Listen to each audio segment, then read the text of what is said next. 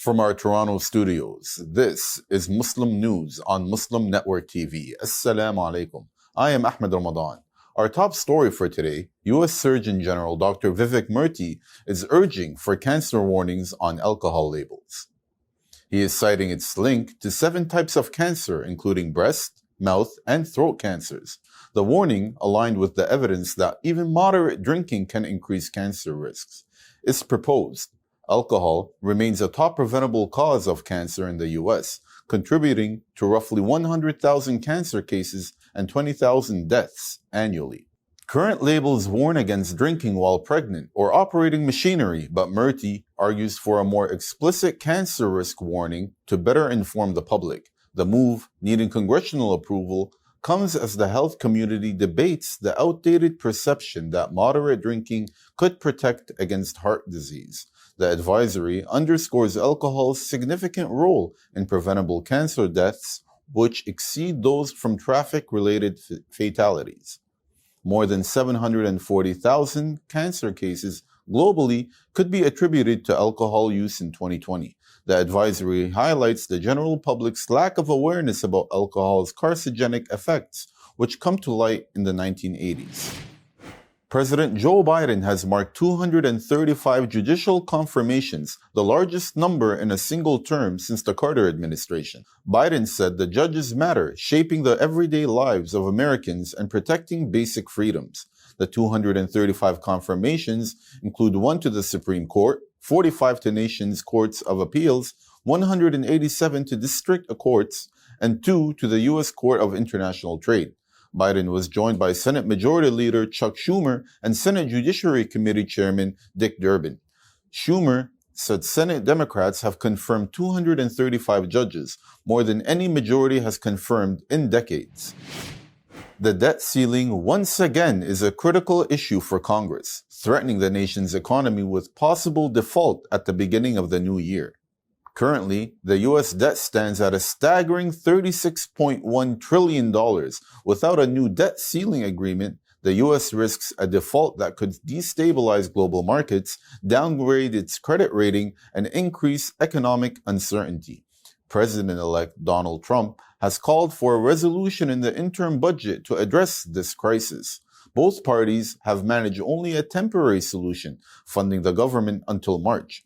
Treasury Secretary Janet Yellen emphasized the urgency in a recent letter marking January 14 to the 23rd as the critical window for setting a new debt ceiling. Trump has criticized former Speaker Kevin McCarthy for deferring the debt issue to future administrations. As tensions mount, the U.S. faces severe repercussions without swift congressional action. In early 2023, the U.S. federal government reached a debt ceiling of $31.4 trillion, leading to a crisis. When the debt ceiling is reached, the federal government cannot borrow more and can only spend cash on hand and its incoming revenue. In 2011, a spending dispute between former President Barack Obama and the Republicans in the Congress led to a prolonged stalemate. President-elect Donald Trump is set to hold a rally on January 19th in Washington ahead of his inauguration. The Make America Great Again victory rally will take place a day before Trump's inauguration at Capital One Arena, which can hold about 20,000 attendees. According to CBS News, Trump is anticipated to deliver a speech along with other speakers. A complete list of the participants has not yet been disclosed.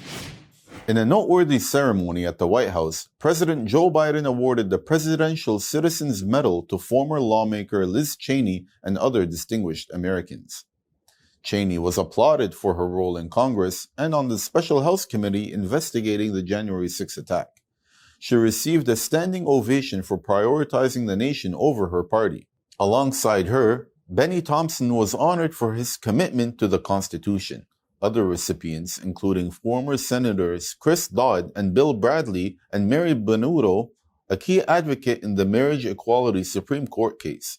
Despite the accolades, some Republicans, including Senator John Barrasso, criticized Cheney's recognition, dismissing her as a partisan and divisive.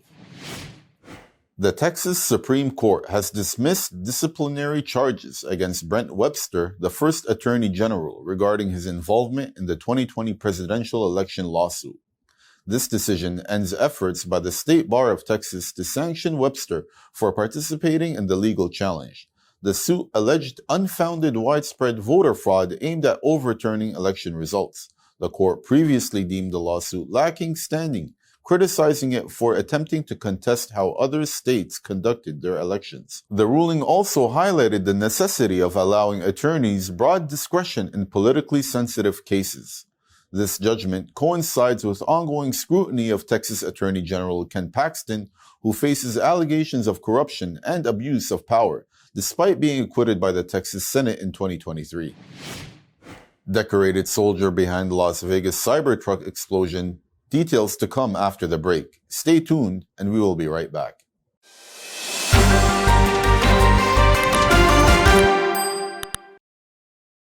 Welcome back. Highly decorated U.S. Special Forces Master Sergeant Matthew Allen Leivelsberger has been identified as the driver who detonated a homemade bomb in Las Vegas. The bomb exploded in a Tesla Cybertruck parked outside the Trump International Hotel. Despite his extensive military background, including numerous deployments and specialized explosives training, the explosion caused minimal physical damage. The blast left the hotel's glass doors and nearby chandeliers intact while injuring 7 bystanders. Leivelsberger, who died in the incident, was the only fatality. This unexpected outcome has led authorities and fellow soldiers to speculate about his motives. Conversations among Green Berets suggest that rather than aiming for destruction, Leivelsberger might have been signaling distress related to unrecognized mental health issues. The FBI and local authorities are investigating the incident. The United States Army Special Forces are known as the Green Berets due to their distinctive service headgear. Senator Bernie Sanders has intensified his criticism of the H-1B visa program, claiming it favors wealthy corporations over American workers. Sanders accuses Elon Musk and other tech billionaires of exploiting the program to replace high-paying American jobs with cheaper foreign labor. Amid a broader debate on the issue, President-elect Donald Trump has expressed mixed views, criticizing the program yet acknowledging its benefits. Sanders argues despite claims of labor shortages, companies like Tesla have laid off thousands of skilled American workers while hiring H-1B visa holders for lower wages. This ongoing dispute highlights the tension between economic policy and corporate interests. The fight also has pitted some far-right, anti-immigrant Trump supporters against Musk and Vivek Ramaswamy. Both billionaires are charged with leading the president-elect's proposed Department of Government Efficiency. Musk, who was born in South Africa, is now the world's richest person. Musk also is CEO of the electric vehicle company Tesla and has employed workers on H-1B visas. Israel's military has launched 34 airstrikes in the last 24 hours, killing at least 71 Palestinians, including children and a journalist, in the besieged Gaza Strip. Palestinian government media office condemned these as horrific crimes. At least 35 Palestinians have been killed in Israeli attacks since dawn on Friday. The assaults have intensified around northern and central Gaza. Incidents have been reported near critical infrastructure, such as Al-Shifa Hospital in Gaza City, where an Israeli attack killed 5 people and caused multiple injuries. Confirmed reports show 2 separate strikes demolished family homes in Nusayrat and Deir al-Balah, killing 6 among them children. In Al-Zawaida, an airstrike killed Palestinian journalist Omar al-Darawi and his family. The death toll for media personnel since October 7, 2023 has reached 202. Additional strikes in Sheikh Radwan and Khirbat al-Das killed 5 people and caused several injuries. Central Gaza witnessed a deadly attack killing 5 more in a house, tent, and civilian assembly in Deir al-Balah. Targeting of essential facilities such as hospitals has drawn international criticism. The United Nations has denounced such attacks and stressed medical sites must remain protected zones. Israel's war on Gaza has killed at least 45,581 Palestinians and wounded 108,438 since October 7th of 2023. In November 2024, the International Criminal Court issued arrest warrants for Israeli Prime Minister Benjamin Netanyahu and former Defense Minister Yoav Gallant for war crimes and crimes against humanity in Gaza. Israel also faces a genocide case at the International Court of Justice for its war on Gaza. The Taliban-led Afghanistan administration has started giving land to Afghan refugees who have returned from Pakistan and Iran. This initiative involves distributing agriculture and residential plots as part of a broader scheme to help those repatriates reintegrate. Sohail Shaheen, the Taliban's representative, said the program aims to provide necessary facilities for returnees. He launched the land distribution process officially in Zabul province's Sheikh Mati settlement. This settlement has prepared 1,000 acres of land for more than 5,000 Afghan refugees. This move follows large-scale repatriations by Pakistan and Iran, despite concerns expressed by the UNHCR about the protection of vulnerable refugees. In Sudan's Ghoz al-Hajj camp, nearly 8,000 refugees endure severe hardships battling cold, hunger, and inadequate health care. Escaping the violence of the Rapid Support Forces, or RSF, civilians like pharmacist Fawaz Abdul Baki describe their exodus as hellish. Their villages have been overrun and dignity assaulted. Aerial footage from Andalu captures their plight, showing overcrowded tents where residents, including children and the elderly, face brutal weather and scarce resources. Khalid Muhammad Jafar, a teacher, recounts horrific tales of violence and theft by RSF forces, with families fleeing under dire conditions. To escape, Jafar and the villagers began a grueling journey at dawn, walking for several kilometers with children, the elderly, and the sick under severe conditions. Urgent appeals for international aid underscore the camp's desperate need for food, medical supplies, and safety from wildlife threats.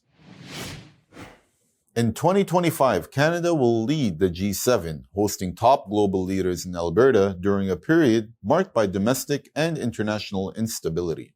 As the host, Canada will coordinate high-level discussions on defense, digital regulation, and economic challenges among the G7 nations, which include the US, France, Germany, Japan, the UK, Italy, and the EU. Key events will culminate in a summit from June 15 to 17, focusing on pressing global issues and potentially influencing international policies at venues like the United Nations. This will be Canada's 7th time chairing the G7 since joining in 1976. Amidst these responsibilities, Canada faces internal political pressures with calls for Prime Minister Justin Trudeau to resign and national support for his party at a historic low. The summit presents a crucial opportunity for Canada to assert its influence on the global stage. It will also help Canadian leaders to advance major initiatives such as artificial intelligence and human rights, while seeking firm support for Ukraine against Russia. The European Union's recent decision to downgrade the protection status of wolves has ignited a heated debate across conservation circles. This move aims to give member states more leeway in managing wolf populations, including potential culls. It has been met with sharp criticism from environmental advocates. The EU Commission, justifying the decision, claims it is necessary to better protect livestock from wolf predators. Sabine Leemans of the World Wildlife Fund and Sergei Moroz from the European Environmental Bureau have slammed the decision as politically motivated and lacking scientific basis. They stress the importance of wolves in maintaining ecosystems balance and fear this policy shift could undermine the EU's global leadership in biodiversity conservation. Meanwhile, the Swiss Farmers Union supports the decision, highlighting the growing challenges of safeguarding livestock against wolf attacks. As the EU prepares to formalize this policy by March 2025, conservationists urge a re-evaluation based on updated data and advocate for continued coexistence strategies. Leemans said wolves, as an apex predator, play a crucial role in maintaining ecosystem balance, reducing overgrazing, and curbing the spread of disease like tuberculosis in livestock. That's all from our Toronto studios. Thank you for watching Muslim News. We are a community channel dedicated to bringing you stories you can trust. Please like, share, and subscribe to our content. You can also comment to let us know what you think of our coverage. You can donate now by visiting muslimnetwork.tv/donate. For more content, keep watching Muslim Network TV. Assalamu alaikum.